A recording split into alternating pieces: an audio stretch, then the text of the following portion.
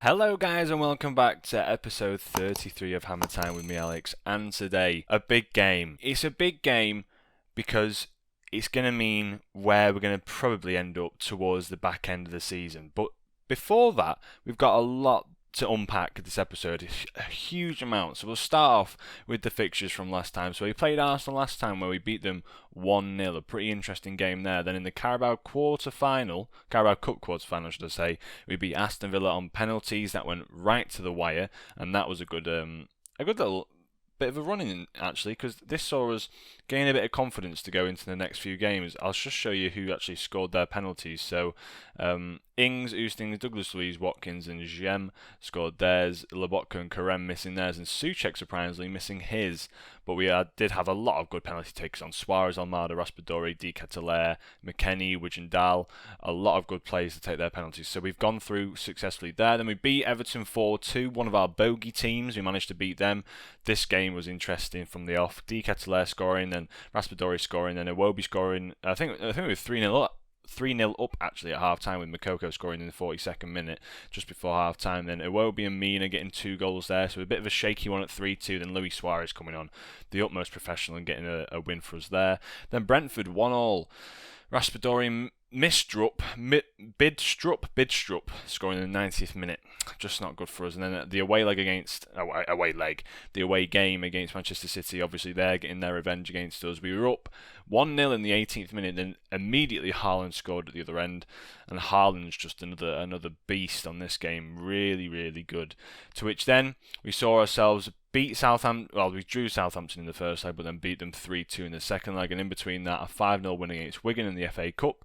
Then a disappointing draw against Norwich. This was the most frustrating game I've played, because Moukoko's out injured at the moment, which is a shocker. I think he's out for. He might just be back for the Shakhtar second leg, but Norwich just had their own way with us in this game, and it was seriously annoying. They were never looking like scoring at all, but just our front four weren't functioning. With Di Ketelaere, Demir, Almada, Raspadori just didn't do the business for us, and then Wijndal got sent off again, so sort of is what it is. So I thought I'd break it up before we come back for the Europa League and then the Carabao Cup final. I thought I'd break it up a little bit with another Premier League game just to update you on that. In the league, we're looking pretty interesting. We're sitting 7 points off top. We were, can I show you the stages of certain games? I can't show you the stages of certain games. So if we show these top 6 teams, as you can see here, United have been top of the league for an absolute age, and then Chelsea been second for the last 3 games. But at one point,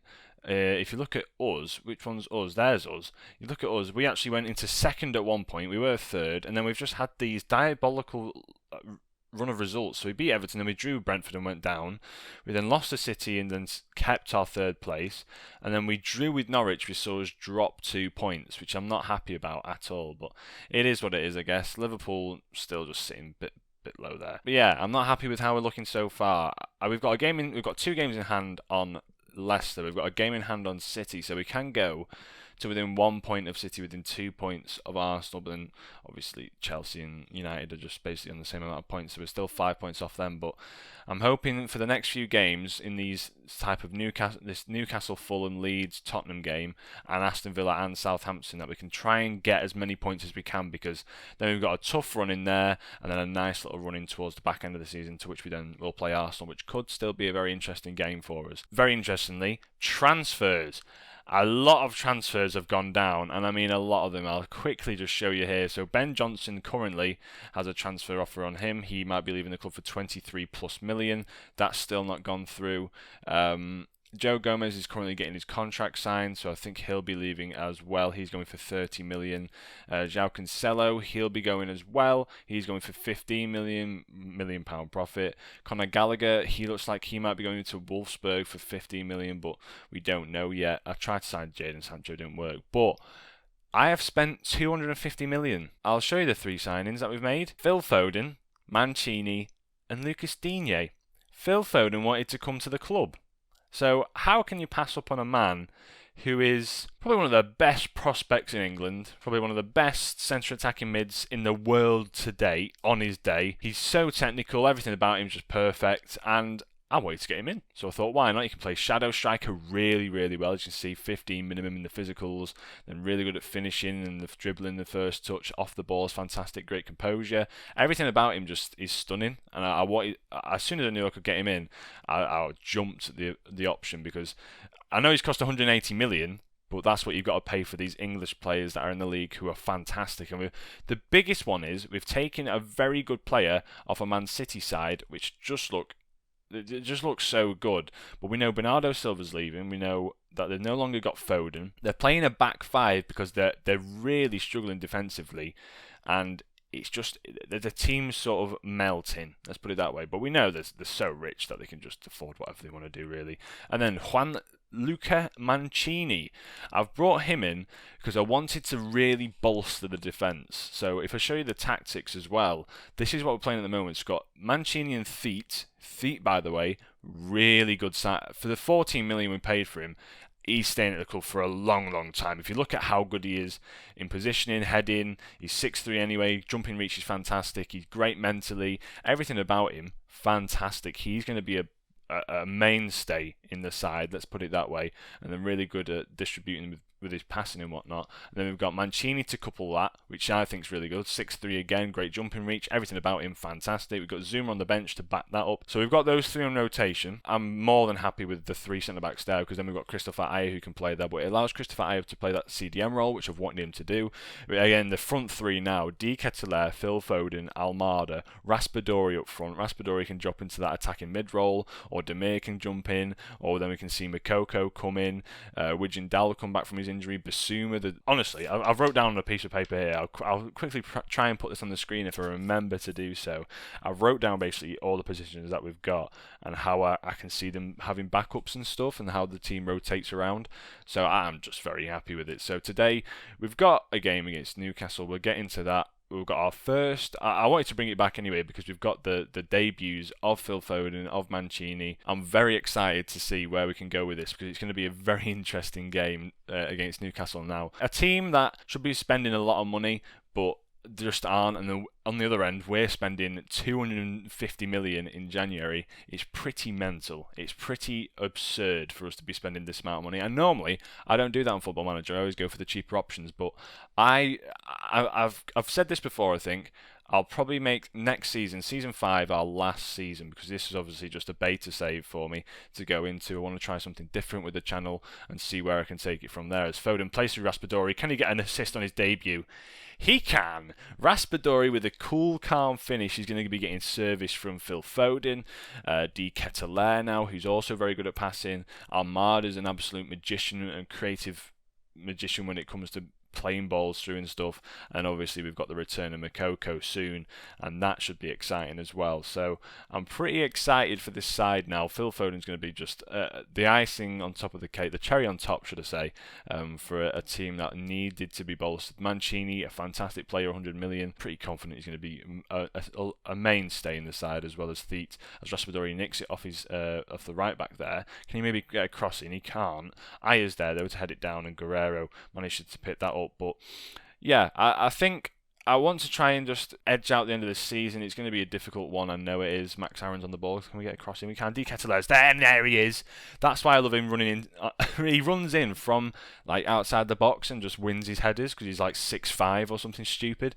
So yeah, he's an absolute monster. But yeah, despite what I was saying there, I want to try and hold on for the rest of the season. The 3 games that are going to be a big showing that'll unfortunately be off camera because the amount of clumped up sort of episodes that I'm going to have with the Shakhtar game, then the Carabao Cup final, then probably another Europa League final. That United, Liverpool, and then I believe Chelsea or City. Would it be City again? No, it won't be City again because we've already played them twice. It'd be United, Liverpool, and someone else. Tottenham. I need to make sure that I do get probably at least 6 points out of that if I want to get anywhere near the top. This top area here. I think United is playing today. Let's see. Have they got? They're still drawing with Bournemouth, so that's a positive anyway. As we've gone into 4th place, Foden gets the ball here and knocks it back down to Aaron's. Theet on the ball, who's been a very good buy actually. I recommend him for any size. Demir hits it from range and he's got an absolute peg on it. I say this every time. What a shot! He scores the majority of his goals from outside the box, which beknows me. I don't know why he does it and how he does it, but nice little play from the back, gives it back to Foden, who picks up his second assist, by the way, in his debut game. 2 assists.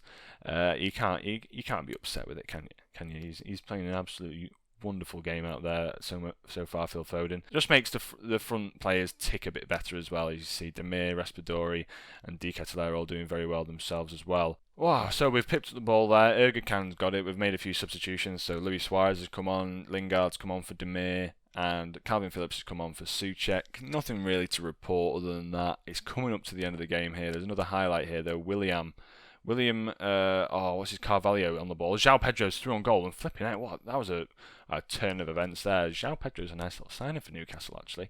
But yeah, City actually here, as you can see in the bottom left-hand corner, struggling to hold on to that 3-0. I say struggling, they've just scored. In a matter of seconds, all that changed. It's now 4-2 to Manchester City. We're sitting in 5th after all this, after going level on points with Leicester. We're currently sitting 2 points off Chelsea now after they got beaten by Arsenal. Arsenal going 5 points clear, but we've got a game in hand as well as a game in hand on City. So a big few games here, because Chelsea could potentially go into this second spot 3 points behind Manchester United, who drew with Bournemouth. We've got quite a few nice games running in. Fulham, Leeds, Tottenham, Villa's a pretty cool one. Southampton have to rotate for that Sunderland game, but Shakhtar, Southampton in between the Shakhtar games is going to be an interesting, a bit of a spell as well. Then this run here, it was Liverpool, Chelsea, Man United, 2 games at home. The Chelsea and United games at home are going to be huge. That United game, genuinely, I might just bring you a United game again, because this is where, if we win that, I can see us really battling for a title if things still go in our favour. But it's going to be a really long run in, as Haaland has completely turned City's season on its head. 26 goals in 23 games for Haaland. He's continued his fine run of game. Flipping out, look at that, Jesus. This is why I wanted to bring him in, because he'd just do this. Imagine him and Moukoko up front. Here we go. Moukoko up there with 13 in 17 games. Very, very good for the young man. Very, very good. So yeah, really happy with how he's been playing. Most red cards, Wijndal. Stupid man. Absolute stupid man. Most tackles though, 4. Distance covered. We've actually signed Phil Foden, who's run the most distance, so I'm pretty happy with that. Key headers, Zuma's in there. Christian Romero, a player I was looking at buying as well. Headers 1, Zuma. Clearances, Zuma. Assists per 90, Almada. It's gonna be an exciting end to the season, I'll tell you that for sure. So yeah, hope you did enjoy today's video. If you did, please leave a like, subscribe if you are new, because if we win the league this season, I'll just be going for Champions League next year. But I mean, if we look at the scout, I've got no money left. I've got nothing. There's 71k in wages. The finances are pretty just they've been ruined. They've been absolutely ruined because I've spent all this money. But yeah, we're gonna have to see how we can do, because essentially it's gonna be really ropey transfers wise towards the end of this year, because we have just done a lot of wheeling and dealing, trying to make sure that we can afford those 2 players. So yeah, I'll join you next time. Hope you're all well, and yeah, see you in the next episode. From me, Alex. Have a great day. Ciao.